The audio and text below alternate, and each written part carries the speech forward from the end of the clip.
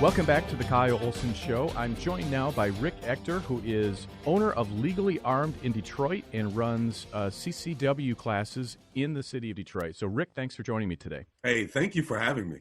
So you were one of those armed protesters who, quote, stormed the Capitol. What is your reaction to that clip that I played in the last segment? I was very surprised by it. The first thing that jumped out at me was the language, storming the Capitol. You know, since when is going to Lansing, the capital of our state, and engaging our legislators storming the Capitol? Since when is demonstrating storming the Capitol? Storming the Capitol to me seems to, I guess if you take it literally, means that you went to the facility, you ransacked the place, you set it on fire, and you killed people, and you just engaged in all sorts of violence. And none of that actually happened. And it's a little disappointing that if the governor feels that anyone that demonstrates against her is storming the Capitol and is somehow engaging in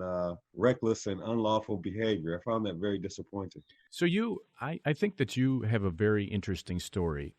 Tell me how you got into the Second Amendment movement and the belief that people need to protect themselves because the police aren't always going to be there. You know, I was never really a big gun owner, and I'll just let you know that currently I'm 52 years of age. Approximately 15, 16 years ago, I bought my first home, man. And I was always told by the elders that one of the things that you need is to own a 12-gauge shotgun just in case criminals came into your home. Well, I did have a shotgun, and I was entertaining ideas of buying a handgun and getting a concealed pistol license, but life just kept getting in the way, and I never got around to it. Mm-hmm. Well, lo and behold, one day I got robbed in my own driveway, and my life literally changed. Literally, I had a coming to God moment, and I made a prayer that if I somehow survived this incident, that I would make appropriate changes. And I did, man. I went and took a concealed pistol license training class. And I got my concealed pistol license. I bought a handgun, and I learned everything that I could about home defense and personal protection. And I kept taking additional classes, and lo and behold, not only am I a firearms instructor, but I'm a training counselor that trains people how to become firearms instructors. And I am a huge advocate of gun ownership and personal protection. So yeah, it literally changed my life. So you own Legally Armed Detroit, in Detroit, and I read an article that said that you basically put out a message on social media that you were holding trainings. Describe that a little bit. Yeah, if you're talking about the one annual event that I do every year, man, I saw a woman whose body was just discarded in the street after she had been sexually violated and killed. And I thought that someone should do something about that. And after waiting for someone else to do something, I just took the initiative to put out a call on social media to get as many women as I could to show up at a gun range. Fortunately for me, I was able to convince a gun range to let me use the space for free. And I was able to get various people to make donations to the program where I had guns and ammo and their actual training expertise. And I trained 50 women in one day, man. And one of the things about Detroit, just within our geographical borders, there's an insane amount of women that get raped every year.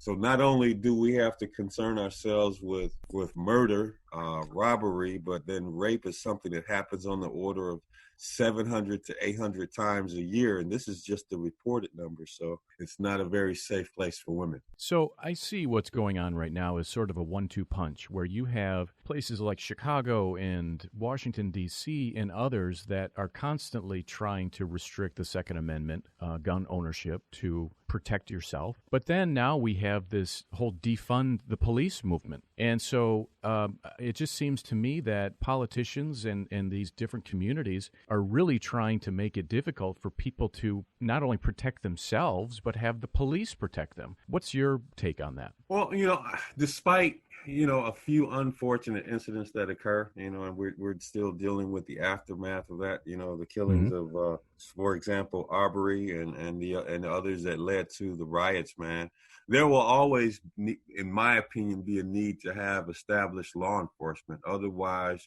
we would have the anarchy in the streets and survival of the fittest, and we would need everyone to be on constant guard and vigilance to protect themselves and their family against bad guys. Now, I'll be the first to tell you, the police can't be everywhere, because if they could, then we wouldn't have any freedom because we would live in a de facto police state. But I am very appreciative of the fact that we have the Second Amendment and the right to keep and bear arms. And I'm appreciative that Michigan, including the city of Detroit, allows appropriate citizens to get the appropriate training and to be able to wield and carry a firearm for personal protection.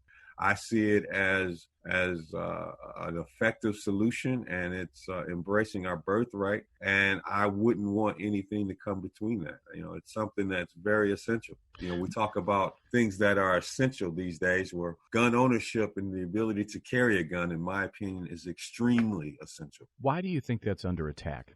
The Second Amendment was second so it can protect the First, man. And the First Amendment is obviously the most sacred right that we have, to be able to address our government and to present our grievances and to force or to lobby our elected representatives to do our bidding. And the minute that they stop listening to us, the minute that they don't do what we ask them to do, the minute that we lose the ability to effectively replace them, then we have the Second Amendment as a last resort to exact change. And yeah, it sounds brutal, but I mean, it's real and it's relevant even today, that guns back up our rights. And without those guns, we wouldn't have the rights that we have enshrined. And yes, the First Amendment is very important. And even though there are people who are lobbying and protesting today, asking for all sorts of demands, some of them are not so outrageous and some of them border on the insane. I still recognize everyone's right to lobby their government and to ask them for changes. But the minute that you start using violence and riots to lobby on your behalf, man, then you cross the line and you engage in negative behavior, and it should be stopped and squashed. So, right. Yeah, I'm a big supporter of Second Amendment, and I'm a big supporter of law enforcement. So where can people sign up for your trainings? They can find me on the internet. They can find me on social media. I'm on all the social media platforms that matter, Facebook, Instagram, Twitter, YouTube, Detroit CCW, or my name, Rick Ector, RICK ECTOR. But the last thing that I really want to make clear, man, is that, our governor, man, she was engaging in misleading statements. She was insulting to the law enforcement community. She was engaging in pandering. The mere fact that, she would dare have the audacity to suggest that if Black people were to lobby for the respect of their rights, that they would be harmed and that something bad would come to them at the hands of the Michigan State Police, borders on insane. And it was irresponsible of her to make those suggestions. Well, thank you, Rick. I really appreciate what you're doing and training people to protect themselves and to embrace their own rights. I don't know what is more patriotic than that. So, Rick Ector, founder of Legally Armed in Detroit, thanks for joining me today. Hey, man, thank you so much for having me. Enjoyed it. This is the Kyle Olson Show. We'll be right back.